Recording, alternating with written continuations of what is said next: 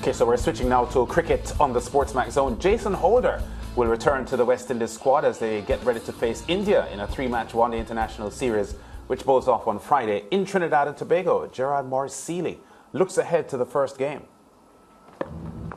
West Indies will clash with India in the first of their 3-match ODI series in Trinidad and Tobago on Friday. The Caribbean men will be hoping to bounce back from being whitewashed by Bangladesh 1 week ago. Coach Phil Simmons is optimistic that his team will perform well. We expect a better batting performance. I think, yes, we don't really want to make excuses. And in the last game, we showed what we should have showed in the first 2 games on what were, and not hiding the fact they were bad cricket wickets on the whole. But you expect different. As I said just now, the wickets look good. Yes, it's a stronger bowling team, but we expect better batting performance from the squad. During the Bangladesh tour, there was much criticism about the standard of pitches, particularly in Guyana. Simmons is quite pleased with what he has seen thus far in TNT. Well, the first difference is that the surface here looks like some work has been put into it and it's been prepared. It looks good. That is all you can go to. The 2 wickets that we're going to play these 3 games on look really good to the last couple of days we've been there. So wait and see how they play on Friday. India will be without the services of star players Virat Kohli, Hardik Pandya and Rohit Sharma, amongst others. Meanwhile, the Windies will welcome back well-rested star all-rounder Jason Holder, who coincidentally played his last ODI against the Indians when the West Indies toured in February. Holder has played 6 one-day internationals so far this year, scoring 125 runs at an average of 41 and claiming 6 wickets. The West Indians were whitewashed by India earlier this year, and will be hoping they can turn their fortunes this time around.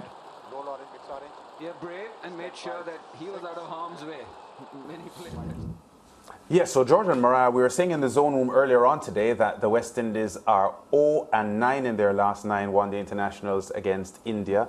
This is an under-strength India team, but like the Bangladeshis, the West Indies have been having problems against the Indians in ODIs. Yeah. So, as they have against everyone, actually. Yes, so ODI, we've already acknowledged on this show, and, you know, among ourselves, that ODI has been our weakest format. You're kind. So what is our worst? We're rubbish at ODI. Thanks for that, That's why George. you're kind. You're kind. Right, it has been our weakest format, and I would say that, you know, if we are to start, you know, just pointing out things, I would firstly say that we need to battle the 50 overs, because what we have noticed is in the previous ODIs that we would have played as of recent, we failed to bat out 50 overs, and that's the start to actually securing a victory, batting out the overs. So that's an issue that we would have had. Shot selection is something that we would have to be very careful about. Our players have spoken also about the fact that the pitches has been unfavorable towards them. We've moved now from Guyanese conditions to Trinidad and Tobago, so I'm hoping that, you know, it's something that we wouldn't have to hear coming up in their complaints again. It's, as Lance said, versus a weakened India team, which doesn't say much because the weakest India team is a strong India team. But I'm looking forward to see just the approach that's coming from our batsmen as we play India. George, the coach Phil Simmons told the media yesterday that he's looking for improved batting performances, which he's not a rocket scientist, because everyone knows that that has been a major problem for the West Indies in ODI cricket. Do you see any merit in his hopefulness that that could be achieved? No. You know, I think Phil on this one, like us, is frustrated. Here's what I say, and I'm still answering no to your question. Because I'm certain that in the team meetings and in the strategy sessions, different things, Phil would have been talking about an approach to batting that can help the West Indies to put pressure on the fielding team and to put runs on the tins, as Michael Holding would say. And then it is to his eternal frustration that the boys then go out and bat the way they did in the 3 ODIs against Bangladesh, and have batted largely in the main in most of the ODIs that we've played in the last 30 ODIs.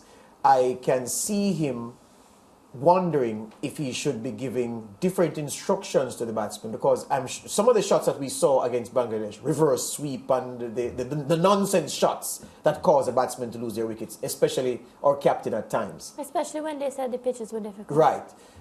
That for him, maybe he needs to say, okay, I gave you carte blanche, I gave you free rein to just play a natural game.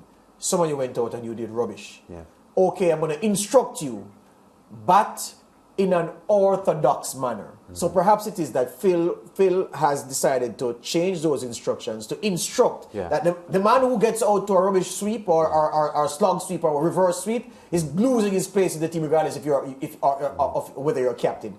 I think those are probably the instructions that you would have given lads before this India series. Yeah. On a point of clarification, I said 0-9 in the last 9 ODIs at Queen's Park Oval. At Queen's Park Oval against the Indians. Two things quickly, Mariah and George, before we go to the break. Shikhar Dhawan is going to be India's 7th captain in all formats this calendar year. Yes. Yeah. We're in July. This is half of the year. Yeah. That tells you, one, about how widespread the Indian talent is and who they have to choose from. And quickly, the return of Jason Holder and the possible impact he may have on any improvement that this West Indies team could have. Well, for sure. Jason Holder, all-rounder, he brings, and I just want to say, not only his personal performances, but Lance, just this sort of experience that he would have had playing against this India team, because we know many of the players that are playing right now, sort of new to the setup, and I think they would need that experience and confidence coming from a player like Jason Holder. I just want to add to that Nicholas Pooran has a good record against India, 354 runs in 9 innings. So he's somebody who we would be banking on to step up. Akhil Hossain as well has been doing really good where wickets are concerned in ODI. So those 3 players would have to come to the forefront for me. Jason represents sensible batting, and of course we know what we get from him with the ball. You're going to get consistency. I'm sorry for the bowlers in the West Indies ODI team, because the batsmen rarely give them totals that they can make a plan to defend. And I hope that narrative changes for the India team. Yeah. Break there? Yeah, the track comes up next with...